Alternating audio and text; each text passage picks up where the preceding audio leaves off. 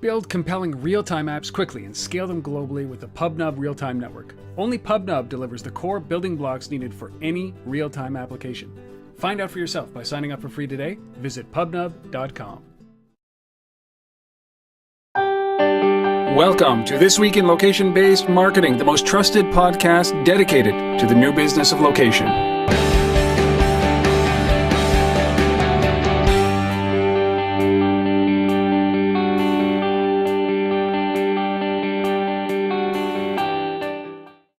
Everybody, and welcome to This Week in Location-Based Marketing. This is episode number 136. We are doing this live in our respective cities. Asif is back in town. It is June 28th, 2013. My name, Rob Woodbridge from Untether.tv. And as you can tell, if you're watching this, with a familiar background of Toronto, Ontario, Canada. Not Beijing, not Singapore, not Minneapolis, not an airplane, not an airport, not a hotel room. Asif, it must be good to be back. It's great, man. It was a long trip. It was a good trip, but I'm happy to be home and back. Back in the same bed, same shower, and the things I'm used to. Yeah, it's good. I thought that you would get used to like hotel rooms and hotel showers and hotel beds as opposed to like you have been traveling. Well, I got that down, but it's still not being. No, you're right. There's the comfort, right? Well, welcome back. I want to hear about how was Beijing? How was your trip there? I know it was short, but man, I saw some pictures. You at least got a little bit of time to wander around the city during the day, during the night. But how was it for you? Was there anything that struck you as amazing? Shanghai was. It is amazing. The city's just crazy with development and skyscrapers and that ever going competition between these cities over there for tallest building and whatever, and so that was really interesting, and that skyline's amazing at night, especially when it's all lit up. But just to be in the downtown core of Shanghai and then to literally walk 15-20 minutes out of it and you're in squalor and just people everywhere, food everywhere, people chasing you to sell you something, like just that juxtaposition of high tech and high business and then just poverty within minutes is really, really interesting to see and witness and be part of. So well, was there did you obviously notice the the number of devices that are floating around in foreign to a North American for sure, because there's just so many different types of devices out there. But was there anything when you can compare this, you can compare Canada, United States, Singapore, China, and you can compare it to Europe. Is there any different here? Or are we all on the same playing field? We're just advancing the location and mobile marketing side very quickly.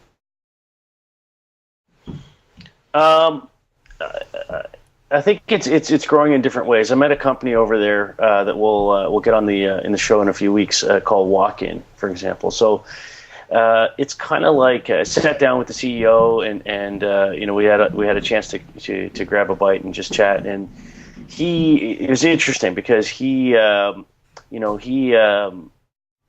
been looking at the industry around indoor location for a while. And retail in Shanghai is very different than retail in lots of other parts of the world.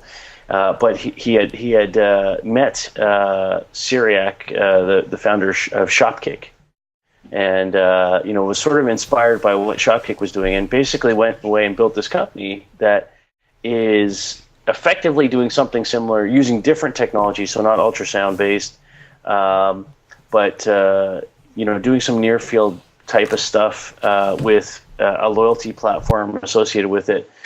So really neat to see that the same kind of thinking, the same kind of innovation and stuff is happening there. Not anywhere to the same scale by any means in terms of the number of companies or anything like that. But at least the thinking is there, and we are seeing some companies emerge around that in the space. There's still a lot of issues with government controls and whatnot. Obviously, I'm there and there's no Facebook, and there's you can't even access Facebook. It doesn't work. No YouTube. There's no services there that aren't government sanctioned. So Well, it's okay. The world lives without Facebook because they have their own internal Sure. social networks that are the Yes. same size as Facebook and the same size as Twitter. So, it's a self-contained billion people inside of there with a billion people using these services. It's pretty amazing. Yeah. Yeah, sure. For sure. Well, we got a big show. Is there anything that you need to push? I think you are pretty much stationary. From now, it's died down. The quiet time has begun for you as of July and August. Is there anything else that you need to push that's going on with the Location-Based Marketing Association? No, I mean, we're, as you said, July's pretty quiet. Got a few little things, more internal things than anything else. August, there's the Retail Customer Experience Executive Summit in the middle of the month. So that's 13th and 14th. We're still in discussion. We might be doing an event in Seattle as well that week. But other than that, it's gonna be a good chance to kind of, for me, really, the next few weeks are kind of reflect and look at the bigger picture of where we're going. For the next year or so. So there's lots of planning and lots of that kind of stuff. But yeah, so anyways, if you're in San Diego, middle of August, come out to the Retail Customer Experience Executive Summit. Excellent. Well, good. I'm sure your family would appreciate having you around the city, and it's going to be easier for us to schedule these things as you go. And a vacation coming, which is good as well. Well, Yes. We've got a big show, 6 stories, usual. We got our guest of the week. I'm fascinated by this brand new app called Donna that I'm just about to go through in a second. And then, of course, our resource of the week, which is the mobile payment journey of the future, which is a pretty cool, far-fetched. I got some questions about that around the newspaper piece, but we'll come to that at the end of the show. And the news items are amazing. We've got news items from Google, from Twitter, from a company in Singapore, and Facebook, and Pandora. And we're going to do some follow-up about some of the stories that we were talking about over the last couple of weeks. It's going to be a good show, so let's get this thing started. Let's do it. Yeah, I have always been fascinated by these applications that are supposed to help. I mean, task lists or to-do lists, calendars, email, any of these things that are supposed to enhance my day, my life, make everything that I do easier. So, of course, when this application came up in beta, it was called Donna. don.na. That's where you can find it. Unfortunately, it's only available in the United States. But this is an application that I immediately signed up to be a part of the early beta list, and it just went live in the United States yesterday. That's Thursday, the 27th. If you really want dates. And this is I'm fascinated. So we've talked about Twist, we've talked about Tempo.ai, we've talked about these applications, these calendaring applications that are supposed to help us. And here's another one. It's called Donna. Now, what Donna does is it is very specific around your calendar. It doesn't do the same things that Tempo.ai does. Very similar to Twist in a way that, listen, it will remind you of a meeting. It will tell you when you have to leave your house in order to be able to get there on time. So it goes out there, pulls down the traffic, pulls down the weather conditions, says that if you want to be somewhere by 9, it's going to take you 32 minutes based on these parameters, and it'll give you an alarm when it is time for you to leave. But that's where it just begins, which is really fascinating, is that it goes deep into the meetings. Who's going to be there? You can notify people that you're going to be late. You can do all these things, which we've seen quite a bit. But what I love about it is the contextual components about this. We've always talked about this. Is that I want to be able to just use my device as I'm part of my business, as I keep going, as I'm driving or whatever it is that I'm doing. But I don't want it to be interfering. So the great thing about this, say you've got a conference call, which is really cool. You're driving on the way to a meeting, or you're driving somewhere and a conference call comes up. It'll give you a little notification that says, look, you're 2 minutes away from the conference call. Shall I connect you? And you just hit yes, and it connects you. It does all the dialing, all the interference that it needs to, all the pound and the extension numbers and all those kind of things, and gets you into the conference call. But, it's those little features that bring it in, the automation of those little features that brings it in, that I absolutely freaking love. This is a pretty cool application. We're going to be seeing many more of these types of applications as they come out. But it's what it is about context for me. So it's about giving you the right information exactly when you need it, especially when it comes to meetings. And especially when it comes to the people at the meeting. And it really, once you succumb to Donna, she really does help you move your day forward, and it's exactly that. It's all about location and context as the root of this, and I just think that there's going to be a huge opportunity, not only for an app like this, but for the marketing layer on top of an app like this. It's pretty cool. Yeah, it sounds like it. I haven't had a chance to play with it, but Well, it worked this morning. I was speaking at IRAP this morning at the NRC here in Ottawa, and in fact, it did work. It harasses you. It says you got to leave in 5 minutes if you want to be there on time, and I actually made it on time. So yeah, I like it. So take that, combine that with like Waze or something, and you're good to go. Well, I think that's the one thing. Like they actually do turn-by-turn direction navigation inside of the application as well, and you can connect. You can either use their turn-by-turn, you can connect to Google, you can connect to Apple Maps. So you're right. There's just that. There's a lot of overlap in some of these applications, and it's very much like Twist, except for the difference is that Twist is a meetup application. So if you have it and I have it, and I'm meeting you, you can see where I am and adjust when you're going to depart to meet me at that location based on when my estimated time is that I'm going to be there. So there's a lot of play in these companies. They're playing around with this, and this is where I think that from this will emerge some super powerful applications that will really, really, really kick ass in the location space, and I can't wait to see those. But these are good. This is a good start. Donna. Awesome. Don.na, available only in the U.S. App Store. So you guys are listening out there, if you have a U.S. account, or if you're in the U.S., go and download that and give it a play. And I'd love to hear your thoughts on it as well, if Asif, once you get a chance to play with it as well. Yeah, I'll pull it down. Donna, that is our app fascination of the week. Brand spanking new. Maybe not by the time you listen to this, but it was very exciting when I got that email. Very excited. And I'm going to try to get those guys on for a long-form interview for Untether.tv, see what those guys are up to. So, all right, now we got, let's jump into the stories. 6 great stories. Six great stories. And the first one, we might as well talk about this. It just seems so weird to say this when you say that Google is, or sorry, not Google, Twitter is now getting into geo-targeted ads. And it's fascinating to think that these guys, who are basically the backbone of the internet, the nervous system of the internet, who already do postal code-based and zip code-based advertising, have never really gotten into the geo-targeted ads as much. Even, Facebook is in there, and Facebook seems to be a laggard when it comes to these. But they're moving into this space by the end of the year, reportedly.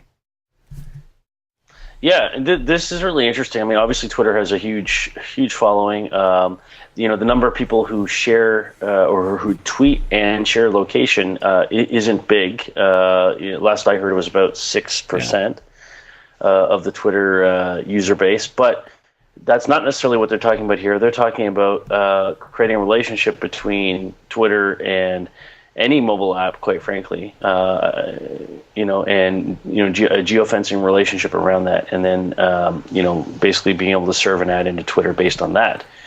So that's interesting, and that's potentially quite powerful. I think there's in one of the articles I was reading, there was a quote from Bridget Dolan from Sephora, who's a VP of Interactive Media there, and She referenced that she thought that this kind of geo-targeted Twitter ad could be used to alert people in store during events, like if there's a special sale or special going on, or new brands or things like that, while they're in the store. So that's interesting, because if you've got like a Sephora app, for example, and then you can tie that and connect that up to a Twitter ad, that could be interesting. It strikes me though that I'm not often. What I read is that. When I read about this, when I found out about this, I asked out through Twitter. I said, how many people have actually seen a Twitter ad? Yeah, I haven't. And people responded saying, yeah, I've seen it. And they sent me some screenshots, and some of them were people that they followed or companies that they followed. Others were just random, based on keywords, right? Because that's what they do very effectively. And I think that is very relevant. Like the keyword search, like if I'm typing in, hey, I'm thinking about having a glass of wine, my feeling is that you should get a good way to mash that up is wine, regional wine, or the LCBO around the corner being able to say, hey, Rob, come on in. We got this special going on, right? We'll send it over. Dial a bottle. But the idea that I haven't seen it because I use lists, right? So I have like 10,000 followers. I follow 4,000 people, but I take 30 at a time, and I create a list, and I consume their content for a while, and then I discard it, and then I bring people in and leave. So in that list, I've never seen an ad, and I use the official app on Mac, and I use Tweet on this, or Tweetbot on my iPhone. So that's one piece of it. So I've never seen an ad. And the second, I see it. I see them a lot. You do? And maybe I use Twitter in a different way. For me, I'm a big TweetDeck guy. Yeah. I've got my columns set up, and in a lot of the columns that I've got set up at the top, you always have the promoted tweet stuff running, right? So, whether you want to call that an ad or not, it's promoted. To me, it's paid for. It's paid for, right? So that I see quite often. Yeah, but how often are you in a store, or anywhere, and you're pulling it? Like if I'm shopping, I often don't pull out my I don't search, I don't browse Twitter. It's a weird thing because it comes back to this thing, Asif, and maybe I'm way off on this, but it's keyword search. And keyword mining, especially in an application like Twitter, is way better than I'm in the store, hit me with, or I'm near a store, hit me with an ad. I think it's too simple for Twitter at that point to do this because it mines all this data. It knows everything about me pretty much. It knows what I tweet about. It has that history. But then to be so lazy as to just put up a location ad for a McDonald's, even though I haven't eaten at McDonald's in 22 years, it just seems so. Yeah. So unidimensional that I agree with you, and I think the idea of opening, like, I couldn't tell you any time I've tweeted from a store, no, right, or launched the app to do it. Now, here's where that might change. If Twitter continues to go the path that they're going with things like Vine and photo apps and all that kind of stuff, or photo features and video features inside of the Twitter app.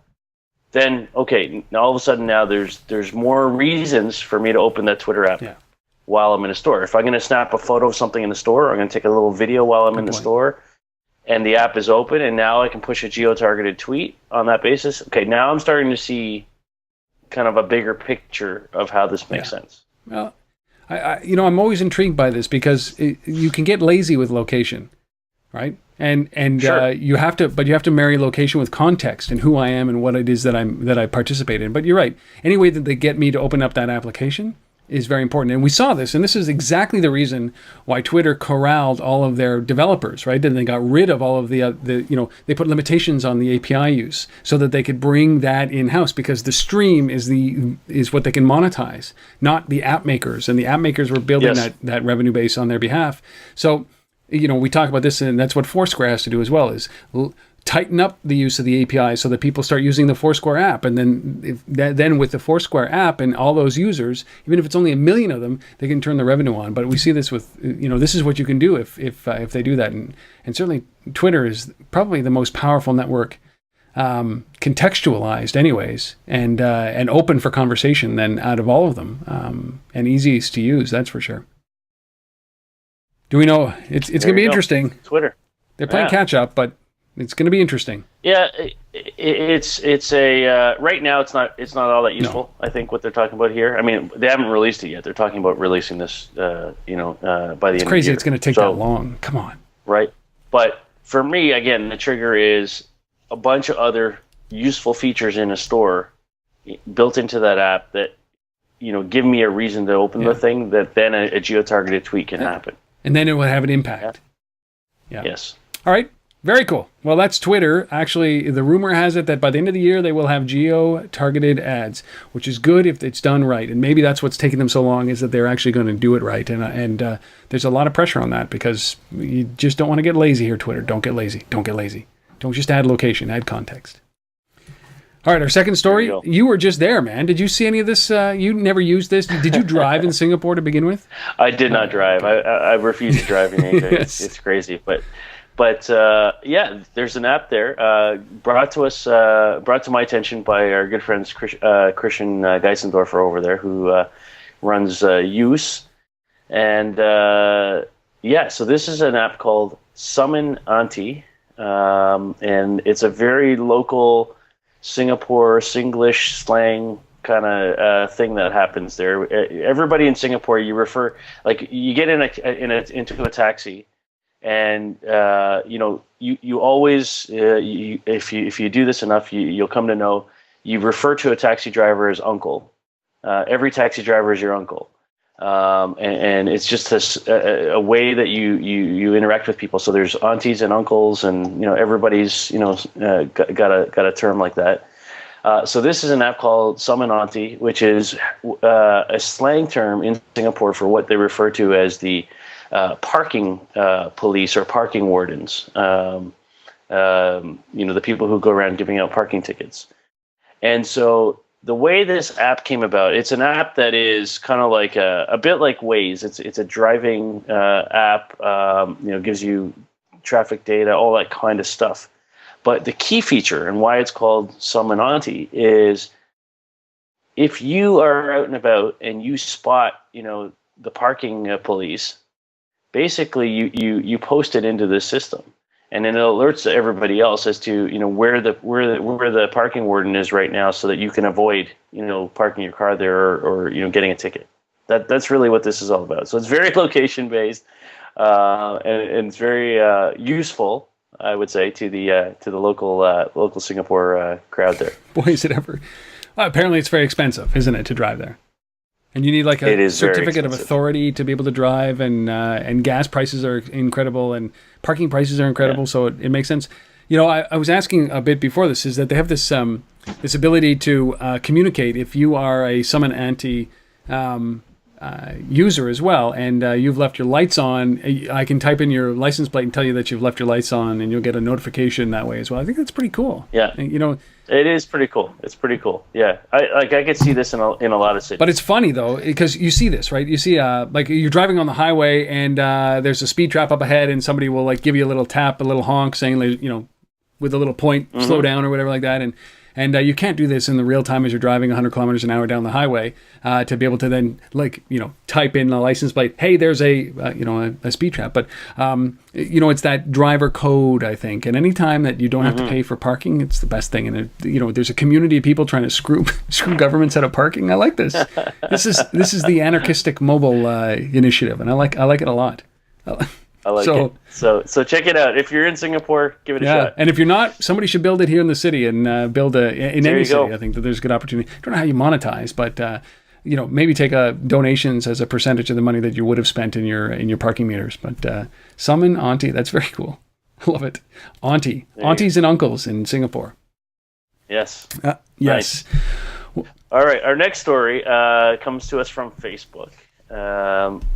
It seems like this whole show is like Twitter, Facebook, Google. It's all these big guys. But anyways, this is Facebook, and this is about Facebook offering free Wi-Fi in exchange for your location. So very simple. They've been testing this for a while. Came up by a couple of Facebook engineers about a year ago. And basically, they've been testing this in a few coffee shops and stuff around Palo Alto and San Francisco. And the way it works is very simple. There's Wi-Fi in this coffee shop. You go there, and if you want free Wi-Fi, you share your location. You check in on Facebook. Do a Facebook check-in, and you get free Wi-Fi. Seems simple. It seems very simple. So much so that they're now in talks with Cisco. And they're talking to Cisco about actually building this Facebook check-in for free Wi-Fi capability directly into some Cisco routers. So we'll see how that plays out. So, that's interesting. This could be interesting. So from a small business perspective, if that happens and you go and you get one of these Cisco routers, you just plug the thing in, and one of the options you will have is to turn on free Wi-Fi based on Facebook check-ins. Now, I was reading somewhere that it only works on one type of router at this moment. Let me pull it up here. But it requires a specific type of hardware in order for this to actually work. Right. But it's interesting because I think I go to Starbucks all the time, right? I mean, I spend most of my time there for free Wi-Fi. It costs me $2 for a cup of coffee that I barely drink. But it just asked me to check, do you accept the conditions? And I hit yes. But what happens if I go to this place regularly, and do I have to like it every time, or does it just remember that I've liked it, and just by liking it's a perk of giving me access all the time? These are questions that I need to know. I don't think they're relevant. Yeah. I don't know, but it's interesting, right? I mean, the simplicity of it makes a lot of sense. I could see this for a lot of small businesses in particular. So the test locations right now are primarily, they said, a coffee chain called Phil's. That's with a Z on the end there. Phil's, not apostrophe S. Of course not. Coffee chain. So yeah, if you're in San Francisco or Menlo Park, go find a Phil's and check it out. I think that's a fair price for Wi-Fi. You know what I mean? Yeah. Like, I think it's better than playing Scrabble. I come from building a whole free Wi-Fi company, so But there's no such thing as free. But I would have no problem liking a place in order to get some Wi-Fi. It's better than, we have a Bridgehead chain here in Ottawa. It's a great local roaster, and there may be 6 or 7 Bridgeheads here in the city, and they're fair trade, organic, high-end coffee. It's actually very good, and they're still in that whole, we'll give you an hour of Wi-Fi, right? And then your code is on the receipt. And it's an inconvenience, and then sometimes you're there for longer than an hour, and it goes away. It says a lot about the company, and I think the statement. It's a statement about the company when they give you only an hour of Wi-Fi, whereas Starbucks is like, stay as long as you want, and I think that putting the limitation on it is not very good. But if they ask me to like Bridgehead in order to be able to use the Wi-Fi, that's a much better value for them, because then they can begin to communicate with me, right? Yeah. Yeah, and maybe it's a like, or post something to our page, or whatever it is. However they end up enabling this. Right now, this is based on a actual Facebook check-in, location check-in, that then creates a like. It's a good way to do this, and I think that companies are going to start thinking about this way, because people come in and out of your business and use your tools, use your services without identifying themselves, and you want to be able to capture them. And they can always unlike and go away after, but for a majority of them, they will stick around, and I think that that's the important part. All right, well, our special guest today is Keller Rinaudo, who is one of the co-founders of a company called Romotive. I love this company. It basically turns your iPhone. It turns your iPhone into a robot. It has a little tank of a chassis that you insert your iPhone onto, and there's software it automatically downloads, and it pulls down this character called Romo. He becomes a robot. It's a programmable language. Now, what has this got to do with location? Well, you'll hear at the end of this clip, it's a short clip, obviously, from an interview that I did with him for Untether.tv, which will be coming up soon. He talks about telepresence as these little robots that roam around your house, and like Romo, and it's basically, as he calls, Skype on wheels, and it allows you to interact with your kids if you're in a great distance or in a different room, bring in your grandparents, whatever it might be. It even alludes to it to be a babysitter, but whatever it is, this is a very cool technology funded by Kickstarter. They've shipped 5,000 of them. There's a huge demand for them. They're $150. Go to Romotive.com and you'll find a little bit more information about it. But in the interim, here is Keller Rinaudo, the founder or co-founder of a company called Romotive. One of the coolest things about Romo is that because he's using a smartphone, we actually have access to the App Store. And what that means is that you can constantly download new behaviors for your robot over time, and the robots are also all Wi-Fi connected so that they learn from each other. So if one person creates a behavior for one robot, all the other robots can leverage that behavior and learn it. And so our time is limited, but we have an SDK so that anybody out there we actually have lots of different ways of programming the robot. We have the simplest possible way, which is an 8-year-old can instantly and intuitively create a behavior or personality for the robot just using this visual programming language on the device itself. And then all the way on the other end of things, we have an SDK so that any experienced engineer can actually build their own apps for Romo and share that with everybody else who owns robots in the wild. And so the whole goal of that is we don't have enough time to build all of these cool functionalities that we think are possible. So we want to put that power into other people's hands. Let them build software for Romo as well, and let the apps that are most popular kind of surface, and all the robots can leverage those apps. How do you decide what features or what Romo will do? Is it just, it's got to start at some point with you guys saying, wouldn't it be cool if, as you did, right? Wouldn't it be cool if, wouldn't it be cool if? But now, so how many are in production? You've got 5,000 you've got 5,000 robots roaming the land right now? In the wild right now, of this version, of the latest version of Romo, we currently have, I think we as of this week, we'll have 2,200 robots. And then we're shipping another 2,800 robots in the next month. And then we'll be shipping another 10,000 robots later this summer. So it's scaling rapidly. That's pretty quick. So yeah, scary. Like obviously people are telling you what they'd like. So how do you've got the SDK and you've got, let developers do their own thing, but how do you guys decide what goes in and what doesn't go into Romo? It's really hard. That's one of the hardest things that we do. Do you fight about it?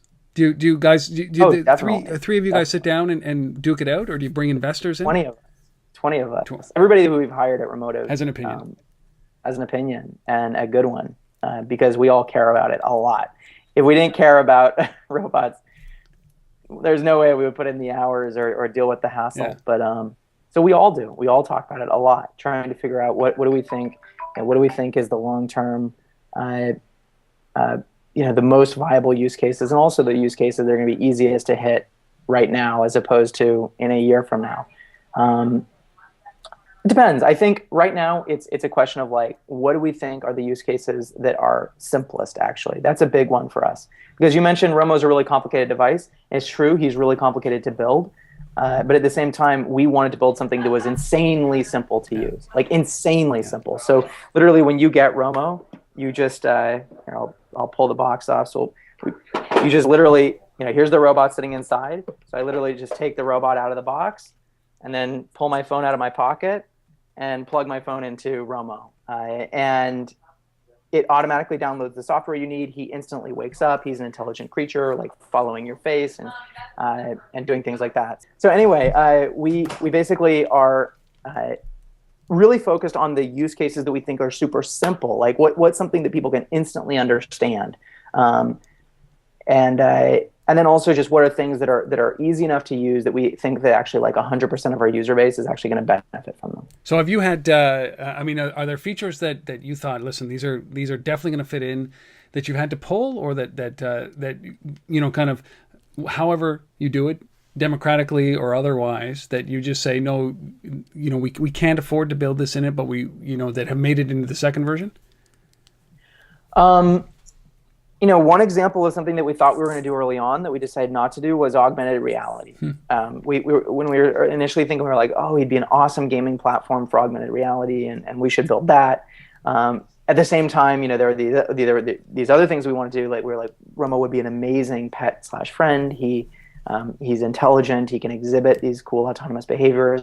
He uses computer vision, using the video camera on the phone to kind of analyze the world around him. And react accordingly. And then we were also obviously thinking, this also needs to be a robot that anybody can program, and it'd be an awesome way of getting kids excited about computer science. Of those three, we've actually focused on the last two, the augmented reality and gaming. We actually decided that that's not what Romo is going to be good at.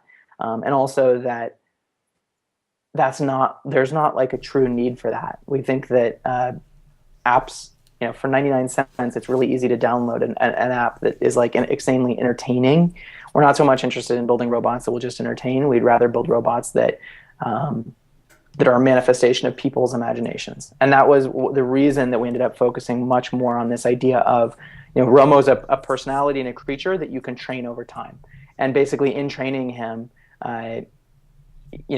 depending on the level of training that you want to do, you're going to learn computer science as you go, because you start learning about if clauses and for loops and just slowly figuring out how to build these simple programs for Romo where it's totally motivated, because you're like, okay, I just want to figure out how to get the robot to go from my kitchen to the living room, to alert me that dinner's ready or whatever it is. But the whole that's what we were mainly focused on. It was trying to figure out a way of turning him into an intelligent creature and then allowing anybody to program him.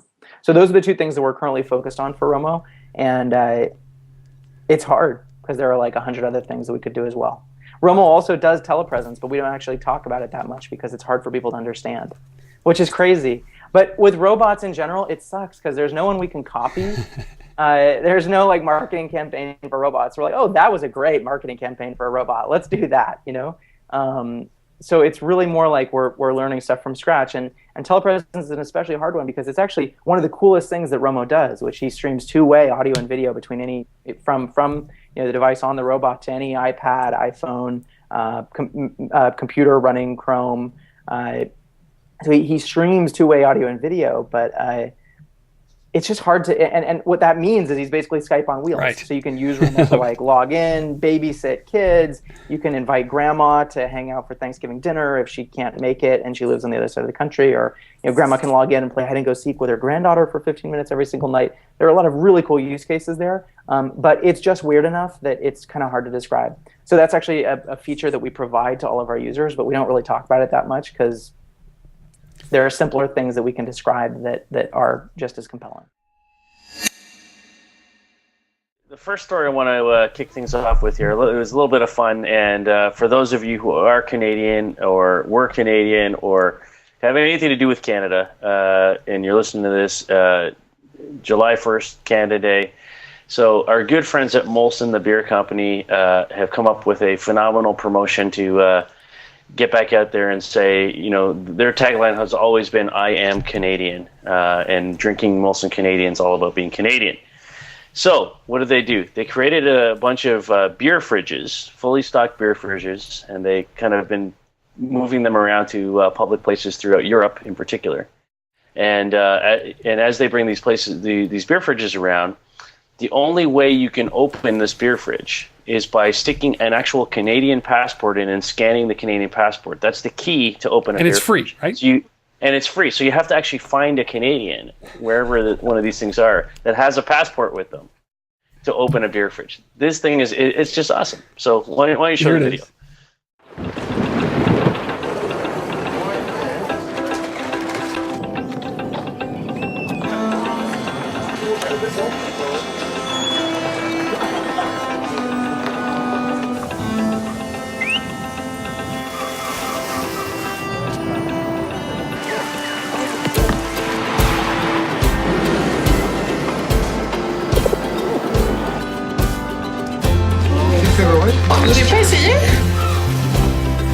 He's licking it. Is anyone here from Canada? Canadians scan your passport to open fridge. Ouais, mais si tu prends notre passeport, ça va marcher aussi. No. Is there anybody Canadian? Are you Canadian? I have my passport. Now, does a Canadian fridge open different to an English one?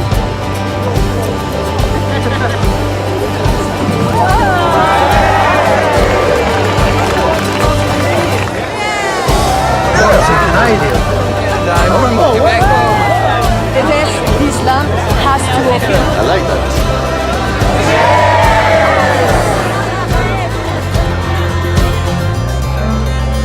It reminds me of home. Makes me homesick. I've never even been to Canada.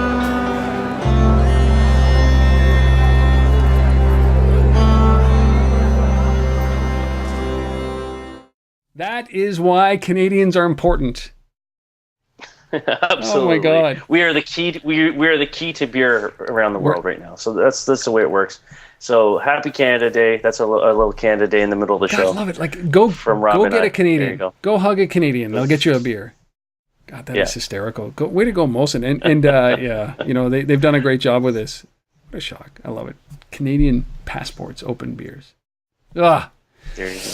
All right. Now listen, our next story, this is always just so this is why I have this love-hate relationship with Google, man, because they have all the brains in the world, all the most intelligent people, they all flock to the Google campus. They all they're deploying balloons into outer space to give Wi-Fi or 3G access to the impoverished or the developing nations. They're trying to blanket the earth with internet. They've got these, they dominate in Android. And then they do something like this, which is they're sharing goods, your life, your stuff on the internet with this new service that they're rumored to do. It's supposed to be, I don't even know, like it's a service called Mine. And I just scratch my head, like, how can the smartest minds on the planet come up with pure rubbish like this? I don't get it. I just don't get it. I don't get it. But apparently they're about to launch this thing called Google Mine, which will tie into Google Plus. what is this, Asif? And why the hell would I put this lamp and my desk and stuff up there that people could borrow? It's ludicrous to me, but I guess it's part of trying new things. It's part of trying new things. I mean, some are good, some are not so good. Project Loon. We talked about Project Loon last week, and that's great. That's phenomenal, right? And this week it's mine. And for me, this is a. I'm with you on this. This is a Google. Basically seeing trends. Startups and trends that are happening around them, and saying, hey, let's put our stake in the water around that trend and see what happens. For me, this is not a logical place for Google to play. This is a place for Facebook to play. This is a place for, maybe eBay to play, things like that. But this is not a place for Google to play. I'm not going to go and throw my bike or my power drill on here for other people to use on Google. That's not going to happen. I can't imagine that, like a laundry list of all the stuff that I own. Like, I'll put it up there, Google mine, and then people will request to borrow it, friends that I know? Yeah, I mean, Google is, I've said it before, they struggle with the social thing, right? Google Circles, Google Plus, Google, all that stuff and photos and kind of all the things that Facebook excels at, the social network piece, is not the thing that Google excels at, right? They're great at these bigger picture things. They're great at search, obviously. They're great at, seeding Wi-Fi out in the world and broadband and all that. Driverless cars and Google Glass. Driverless cars. Yeah, and obviously maps and all that, right? But the social thing is the thing that I think Google doesn't do well and won't do well. So I struggle with this. Now, why are they doing this? Because there's a huge market right now for startups in all sorts of collaborative consumption, right? From Airbnb to, our friends at Peerby in Amsterdam that do exactly this. We've had Donna on here before talking about what Peerby does, and it's exactly what Peerby does. Is this kind of sharing of your stuff, and there's lots of others that are in kind of corollary spaces like TaskRabbit and Zarly and all those kinds of things that are about shared services or community services. So this is not a market for in my mind for Google to play in, but they try everything and then they shut down most of it. They try to anyways, and I think that's what's a shocking thing to me about this is that this is so teenagery for a company like Google to play in, right? You have this, as we just said, they have incredible innovation that goes on, and not just innovation, like stupefying innovation, balloons in space to bring internet to the Earth, right? And as we said, driverless cars. And here they go and do something like this, which is so not even teenager. It's like juvenile to put something like this together. And I don't mean like it's a ridiculous idea. But I mean, I do in secret here. I think that it's a ridiculous idea, but it's just the name mine, the fact that they're doing this and at the same time releasing balloons to blanket the Earth. This is one of those things I struggle with, and it might be a sign that maybe I'm out of touch, which I'm not. But I know not a soul that would use this service with Google Plus. I just don't know anybody who would use this, and I certainly wouldn't. Most of my friends aren't my neighbors. So what good would it do? Am I going to ship my lawnmower to you? Jesus, like it doesn't make. Yeah, you see, if we're friends on Google Plus, like anything you want here. If you want to borrow my guitar, I'll just ship it to you. No, it's not convenient. Yeah. We don't live in this world. That's why I would use TaskRabbit or something else that did it. So, wow. Well, yeah, and it has to be. I mean, especially with a service like this, it has to be very much neighborhood, location based. None of that is being talked about in here. They're talking about Google Circles and Google Plus. Like, and half of the people I don't know personally, like I don't know intimately enough to be able to show them my closet, right? It's weird. It's just weird. It's just plain out weird.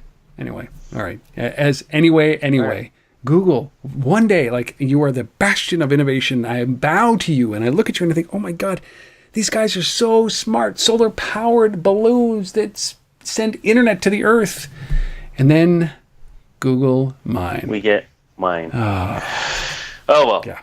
On to a happy. Please, this is a good one. This is a good government story. So This is the government stepping up and doing something good. This is what we want you to do is go to Aids.gov/locator. So these guys, they have the HIV testing sites and care services locator is what they built basically. So if you're somebody who's got AIDS, or you know somebody who's got AIDS and needs to find testing sites or places to get care or health centers that can help you with that, basically the government has built a location-based service to help you find those things near you.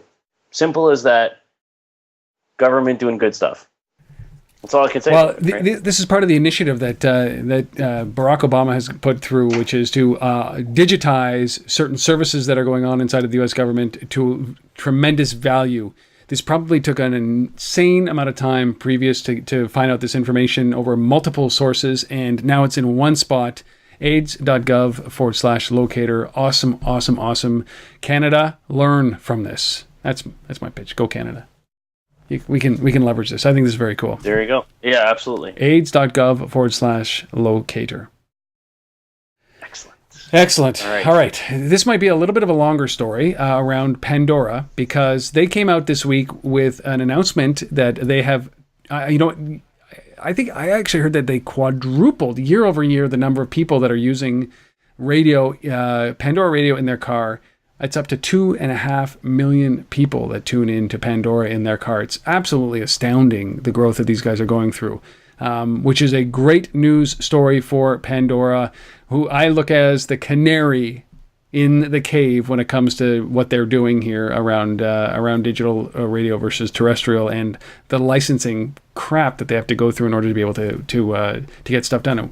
We are behind Pandora 100%. We love this scrappy upstart that buys radio stations so that it can get the same licensing agreements as their brethren, their terrestrial brethren. So this is an interesting story, but there's a whole backstory to all this stuff. It's pretty big what's going on here. Yeah, this is huge. And we talked last week, and we talked for a couple weeks now about the importance of the car, the connected car, and what that means for the future, and Wi-Fi in the vehicles and all that kind of stuff. But this is, for me, really interesting, because what you're seeing here is huge penetration by digital radio in your car, displacing satellite in many cases, displacing terrestrial radio in many cases. We're talking about 2.5 million listeners in the U.S. that are now listening to Pandora in their car. You're talking about 23 different brands of vehicle, 100 different models of car currently already that have this. Ford basically offers this. They're talking about Dodge, Infiniti, Jeep, Kia, and Ram all doing this in the next little while.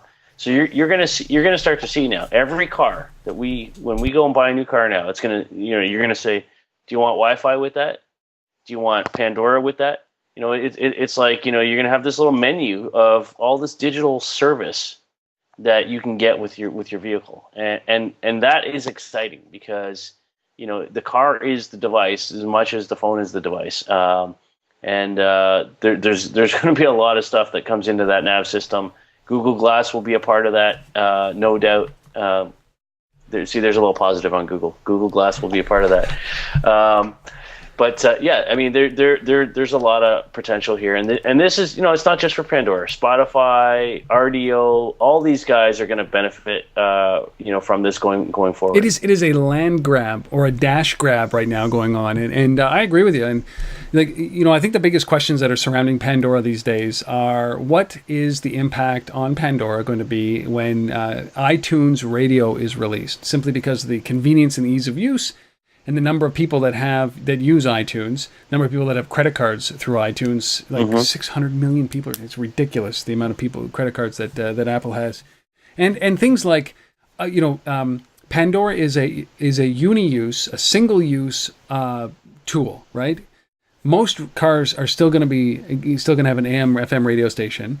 There's a whole bunch of things that are around Pandora that are tough, right? Because the Chevy Dash just came out with, it's a car, obviously, just came out with Siri integration. So it's a little button on your steering wheel that ties into Siri to your phone. And you start to think about that, is that when you start to bring in something like Siri and your playlist and your phone and the tight integration, obviously, right into iOS, what does that do for something like iTunes Radio against Pandora? Right?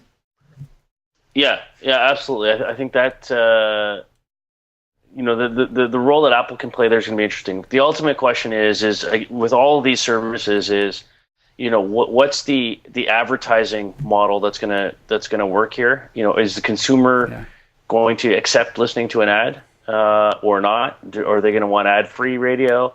Ultimately, that's, to me, what's going to determine the success of one of these over the other. And how, ultimately they all have to make money somehow, right? So you think, but Apple doesn't. If I'm going to have iTunes Radio and I choose to subscribe to that and there's no advertising on it versus Pandora where there is or not, I think that's where the battle's going to be. Well, it depends. iTunes Radio, in the iOS 7 with iTunes Radio, it plays a song and then there's like a buy the song button, right? So I don't know if iTunes or if Apple is looking for monetizing from an advertising standpoint or just bumping up revenue from a sales standpoint, right? From the and that's completely different for what Pandora's offering, right? Yep. So, but it's interesting. The iTunes radio, we've got enough time now to discuss this ad nauseum, but if you look at what happened with Vine, we talked about, last week we talked about Instagram video, the kind of the Vine competitor coming from Facebook and versus Twitter's Vine. And we've had a week now to digest what's happened, and the numbers are staggering. The first day, the day after Instagram released this video feature, Vine publishing to Twitter was down 40%. That is staggering. One day, and then following the next week after it was launched, Instagram video was launched. The number of Vines posted to Twitter was down 70%. There's still over 1 million Vines being posted per day, but that's down 70% in a week. It's crazy impact, right? That's with any of these platforms. You go and you make one change like that, to add a capability in somebody else's market, and boom, it's there. I just got an email today from Twitter about Vine, right? About the new Vine app, right? Because they have to now. They weren't advertising it before, and now they have to. And it just came out, but granted, it's only come out on Android recently, and just this past week, they've done it so you can do selfies right on Android, which is big on iPhone. But that is a tailspin, and I wonder what happens when iTunes Radio is released, when the convenience of iTunes Radio is released, and what the impact is on Pandora, if there's what the cost is going to be and how that's going to be related to it. But also, I wonder if it's just this big enough market to absorb something like iTunes Radio and expose it to new users as opposed to remove users from Pandora. But it's just fascinating to watch because you have these upstarts, companies that just struggle to get things done, and they get momentum, and then they get momentum, and they get 2.5 million people posting videos a day, and then it's like the big guy comes in and says, "Fuck you," and it's over. Yeah, man. But that's the game you play, right? When you're building these startups, it's all about speed and execution, right? 100%. You know that. I know that. We've both done it. And if you can't execute fast and you can't get to that critical mass fast enough, somebody can come into that market. Some established player can come into that market, do exactly what you're doing, and just kill you. Or you do execute fast enough, and you sell it to them before to power them to do that, right? That's the game in 90% of the cases with these startups. Well, and Vine did the right thing. Yeah, they did, and so did exactly. A lot of companies have done the right thing in that way, and some haven't, and we've documented many of both in this podcast. So we'll see. But in the interim, Pandora is killing it, quadrupling the number of listeners, in-car listeners, to 2.5 million, which is just incredible and good for them. And my hope is that this industry, it just grows and grows and grows and grows to a point where Pandora can survive against something like iTunes Radio, and all the other ones can as well. We need that competition. Imagine one company dominant. I don't like it. I don't like that feeling at all. So they have to find a way to differentiate. So that's Pandora. Cool. 6 stories. Well, 7 really. Happy Canada Day. Simply, a little bit of fun there. But six big stories there. Our app is done. Now let's talk about our resource of the week, the mobile payment journey of the future. Asif, this is not far-fetched. I don't think this is a long way away. So I don't think this is like the far future, but some of this is near future stuff. Oh, they're saying 2015 in this, so that's not too far away. Yeah, there's some interesting numbers in here. We'll post this infographic up on the LBMA site under research. A couple of numbers. $3 billion has been loaded onto Starbucks cards in 2012. So $3 billion, $3 billion, that is, just on Starbucks alone. So that's interesting. That's an interesting number. They're talking about 87% of the U.S. magazine and newspaper publishers now have iPad apps. Makes sense, I think. Price of a mobile POS terminal, $120. Yep. That's interesting, right? Compared to, all the terminals and the thousands of dollars for terminals that were being paid up until now, until we went to mobile. So, yeah, I mean, there's some interesting numbers in here. Anything jumps out at you besides those? Well, maybe you could explain one thing to me, which was this. So I understand the cost of a QR code being fixed on it, but the newspaper publishing closed loop mobile payment. They have this, like, it's a sequence. If you're listening to this and you're not seeing this, make sure you jump onto the show notes on untether.tv. But they have this one segment here, and I'll pull it up for people who are watching this, where it says, right here, it says mobile publishing closed loop mobile payment. And I am completely baffled by that kind of language. I don't know what that means, and I'm not sure what the newspaper has to do with a closed loop mobile payment. Does that mean that I can only access it within a coffee shop? Do I buy stuff from it? Do I pay for an issue a day access for 15 minutes? I don't know. So that was the only thing that struck me. But $3 billion has been loaded onto those cards is incredible. Prepaying for coffee. It's like basically a high interest bank account for Starbucks, right? That's their slush fund. It's insane. Yeah. It's insane. Yeah. I don't know exactly what they mean by that, but my guess is there with the closed loop thing. I think they're simply talking about the need for or the structure of everything happening inside one environment, one device, and from the offer or the content to the transaction, to the payment, all happening in one loop. Effectively, is what they're talking about. Yeah, I think. Well, it could be, and it just shows you that the transactions here, that every day that we walk through, from the time that we get up to the time that we go to bed, the number of transactions that we already do, and I don't know if they're inconvenient. Like paying a subway toll is not that inconvenient if you have the right change. Or if you have a credit card, there's already these things, but you start to think about all that data being accumulated on you throughout the day, and I think that's the most staggering part, is that in one spot, on this smartphone, on this device, you will have 100% of all activity that you've done during that day, whereas right now it's across disparate networks and disparate payment services, but having all that data on one thing and in one person's hands is incredibly powerful or incredibly frightening, depending on what side you are on. But Yeah. The other thing that just in terms of big numbers, there's a number in here from Juniper Research that says that they expect by 2015 $74 billion in NFC transactions. Could be. That's be. Who knows? Right? NFC will happen. I mean, it happens whether it's on the device or an additional piece of technology that's attached to your device. I don't know, but. One way or another. The thing for me is I'm not convinced yet that it's only NFC. Right. No, it's not. Right, and that's where I don't know whether it's $74 billion in just NFC. It's in payments, mobile payments. Sure. Yep. I could see that, but who knows if it's going to be NFC or QR codes or magnetic fields or whatever. Yeah.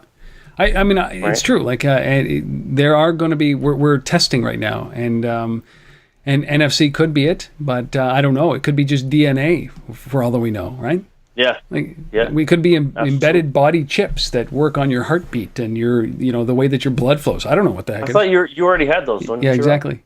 Yeah. The Midas touch.